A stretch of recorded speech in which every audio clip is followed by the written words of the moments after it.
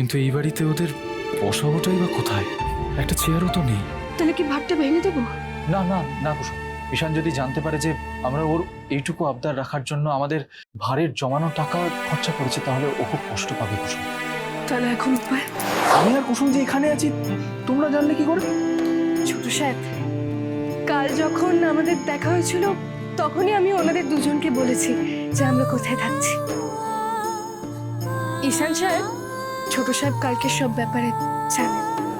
ভাইদা, ভাইদা, কালকে জাদুকরের সাথে যেটা হয়েছে সেটার জন্য আমি ক্ষমা চাইছি রে ভাইদা। না না, আমাকে ক্ষমা করে দে। ঈশান ঈশান কিচ্ছু হয়নি।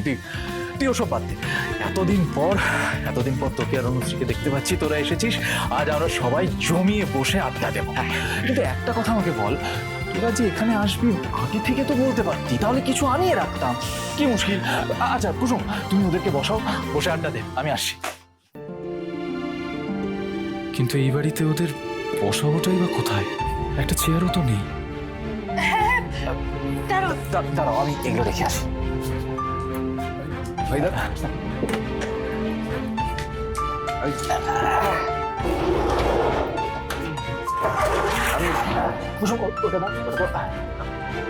ঈশান সাহেব, অনুশ্রী, তোমরা এখানে বসো।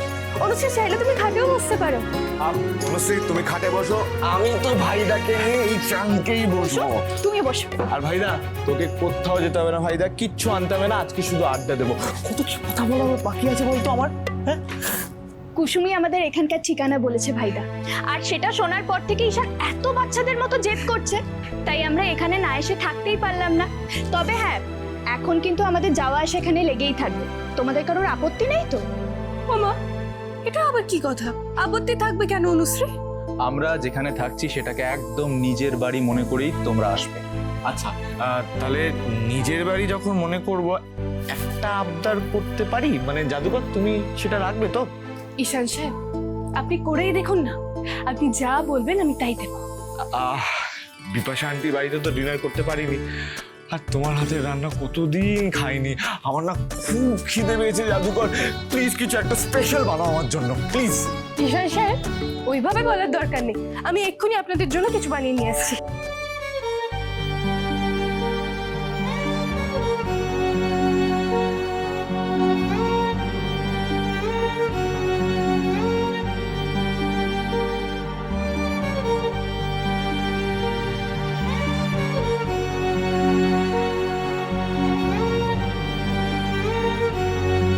আচ্ছা কুসুম, তুমি রান্নাটা বসিয়ে দাও, আমরা বরং